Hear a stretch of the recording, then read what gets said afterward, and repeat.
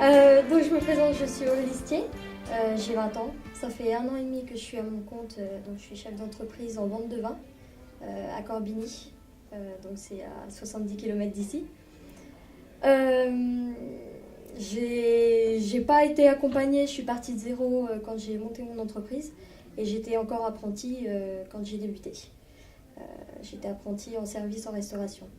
Donc c'est ça qui m'a un petit peu motivée pour monter mon entreprise, puisque je suis quand même restée dans le même milieu de la restauration. Donc j'ai fait de la vente de vin et donc voilà.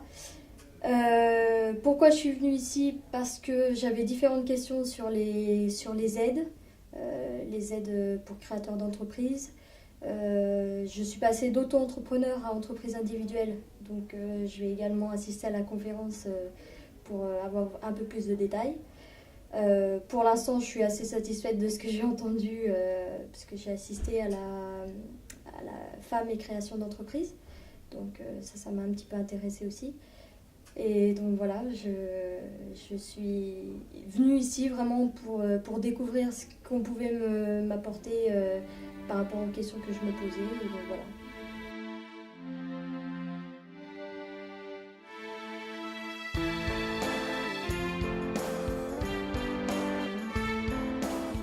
Je suis Pascal Arquillère, donc je représente l'INSEE, Institut national de la statistique et des études économiques. C'est un organisme public qui gère donc au niveau national l'ensemble de la statistique publique et qui a aussi un rôle de coordination du système statistique français.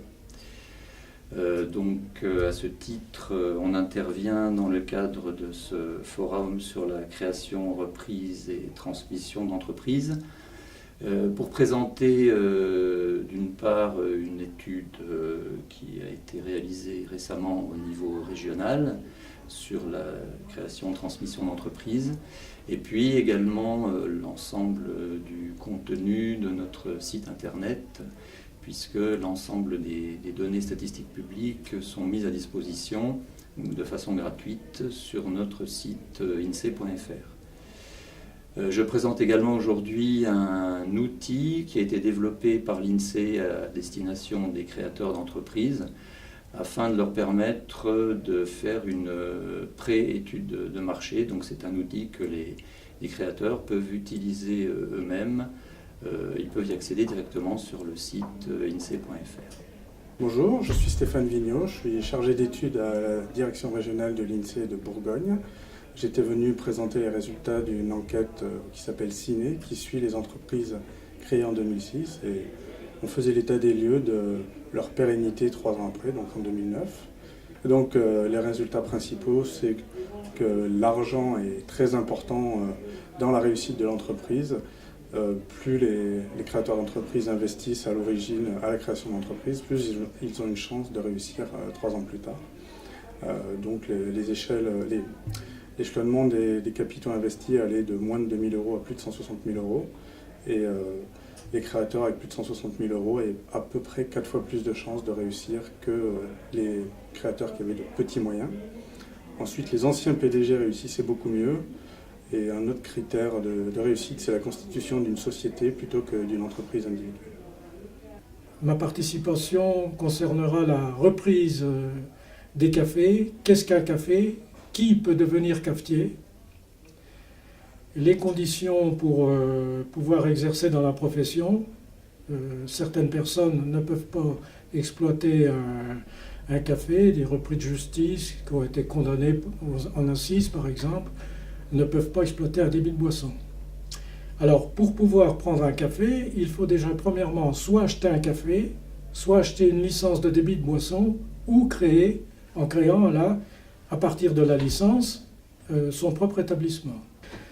Alors, d'autre part, pour pouvoir exploiter un café, il faut suivre un stage de formation de 20 heures qui se déroule sur 3 jours, qui s'appelle le permis d'exploitation. Ce n'est pas un examen. À l'issue du stage, on vous remet une attestation que vous remettez en mairie pour pouvoir ouvrir votre café. Voilà.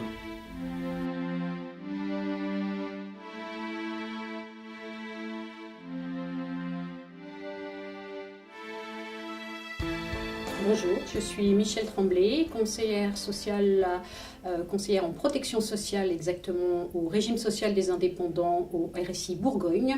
Donc le régime social des indépendants est l'organisme de sécurité sociale des travailleurs indépendants, artisans et commerçants. Et nous sommes là effectivement pour gérer toute la protection sociale de nos travailleurs indépendants, aussi bien sur les retraites que les prestations santé, qu'allocations familiales. Et nous prélevons donc toutes les cotisations sociales, ce qui fait peur en général à nos travailleurs indépendants, mais là, derrière toutes les prestations bien évidemment. Aujourd'hui, j'interviens sur une conférence sur l'auto-entreprise, en fait, de l'auto-entreprise à l'entreprise individuelle. On sait que depuis 2009, beaucoup d'auto-entreprises se sont créées.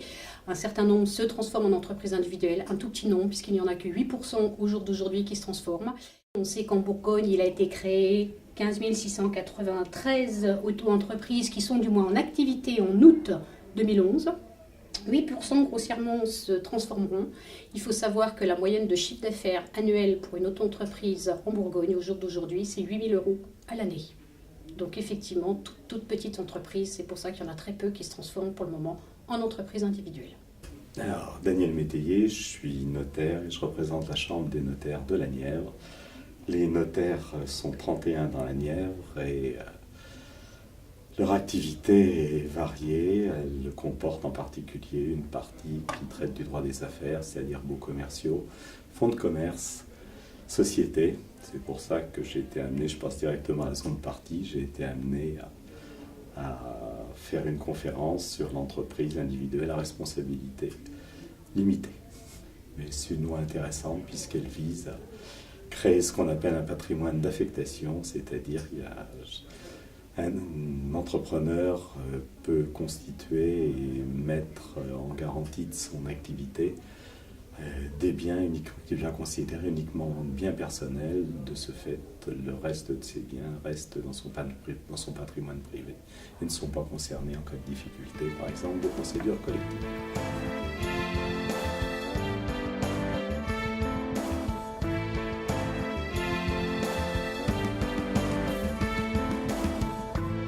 Bonjour, je m'appelle Mélanie Bazin, je travaille à Bourgogne Active, qui est une association qui a pour objectif de permettre aux créateurs et créatrices d'entreprises d'accéder au crédit bancaire dans les meilleures conditions. Pour ça, nous proposons deux types d'outils, des outils de garantie et des outils d'apport en fonds propres par le biais du prêt NACRE. Les outils de garantie que nous proposons permettent de venir sécuriser la banque et donc de permettre aux personnes d'accéder au crédit bancaire plus facilement et dans de meilleures conditions, sans prendre trop de risques en limitant leur risque personnel. Je participais à ce forum dans le cadre d'une conférence Femmes et création d'entreprise pour présenter plus particulièrement le dispositif FGIF, qui est une caution institutionnelle qui vient garantir le prêt bancaire à hauteur de 70%. Lors de cette conférence, les femmes se sont particulièrement intéressées à l'aspect de ce que c'est qu'une caution solidaire, ce que c'est qu'une caution institutionnelle, comment intervient le FGIF et dans quel cadre il intervient. Questions auxquelles j'ai pu répondre lors de cette intervention. Bonjour, Aurélie Cousseau, directrice de Nièvre Initiative Locale. Nièvre Initiative Locale est une association qui a été créée en 2001 par la Chambre de commerce et industrie, le Conseil général, le Conseil régional, la Chambre des métiers et de l'artisanat pour soutenir la création et la reprise d'entreprises dans la Nièvre. Donc à ce titre, elle accompagne financièrement les porteurs de projets qui ont besoin de fonds propres pour démarrer leur entreprise. Donc elle octroie des prêts d'honneur, qui sont des prêts personnels à la personne pour renforcer leurs fonds propres et puis faire un effet de levier sur le prêt bancaire. Donc ces prêts personnels peuvent aller de 1 500 à 23 000 €. Ils sont remboursables sous forme de taux zéro durant 5 ans.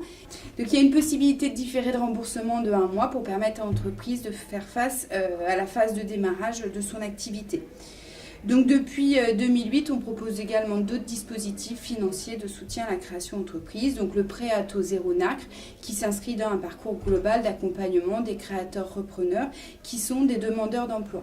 Et puis on gère également pour le fonds d'intervention pour la revitalisation des territoires une subvention 3 000 € qui est octroyée aux très petites entreprises qui créent des emplois dans la Nièvre au moment du démarrage de leur activité. À ce jour, on a à peu près financé 600 entreprises, c'est-à-dire à peu près 80 entreprises par an. On a participé à la création de 1135 emplois et on a prêté à peu près 3 millions d'euros de prêts à taux zéro. Je m'appelle Chantal Dépiné et je représente Pôle emploi qui est né de la fusion de la NPE et de la CEDIC. Pôle emploi assure dans ses missions la relation entre les employeurs et les demandeurs d'emploi, le suivi des demandeurs d'emploi dans leur recherche et leur indemnisation. En ce qui concerne les porteurs de projets de création, Pôle emploi leur assure un accompagnement spécifique durant leur parcours de recherche. Leur propose également une aide financière si les conditions sont réunies à la création. Si je participe à ce forum, c'est pour renseigner les demandeurs d'emploi ayant pour projet une création d'entreprise, et plus particulièrement sur le soutien financier que Pôle emploi peut éventuellement leur apporter. Alors je m'appelle Richard Alias, je suis responsable du pôle création, transmission, reprise à la Chambre de métiers de l'artisanat région Bourgogne. Et le pôle création, transmission, reprise s'occupe du porteur de projet jusqu'à la création de son entreprise et les 3 premières années d'exercice de l'entreprise. Alors sur ma participation au forum, je vais intervenir pendant la conférence sur les aides au financement des entreprises et plus particulièrement sur une aide régionale qui s'appelle le contrat de développement de l'artisanat, qui est une aide pilotée par le conseil régional et les chambres de métiers. Alors, sur les projets de transmission, nous avons aussi de transmission ou de reprise d'entreprise. Nous avons un rôle de conseil parce que la chambre de métiers est experte dans la connaissance du milieu artisanal, donc nous connaissons très bien les marges moyennes, les chiffres d'affaires moyens, en tout cas les chiffres qui conditionnent le succès d'une reprise. Donc aujourd'hui, on a un certain nombre de gens qui sont intéressés par la reprise d'une entreprise parce qu'ils vont gagner un certain nombre d'années, ils ne vont pas avoir forcément besoin de se faire une clientèle, de faire de la publicité parce que tout ça c'est un acquis, donc ça va leur permettre de gagner grosso modo 2 bonnes années et de pouvoir commencer plus vite, arriver plus vite à la vitesse de croisière et de pouvoir développer leur entreprise. Donc je suis Jean-Marie Luza, le directeur de la Banque de France de Nevers, et mon intervention aura pour thème comment faciliter l'accès au crédit bancaire. C'est un sujet d'autant plus d'actualité que nous traversons une crise financière et que beaucoup évoquent la difficulté pour les chefs d'entreprise à trouver du crédit. Donc c'est un thème qui me semble tout à fait approprié pour pouvoir répondre aux chefs d'entreprise qui veulent se lancer dans cette aventure.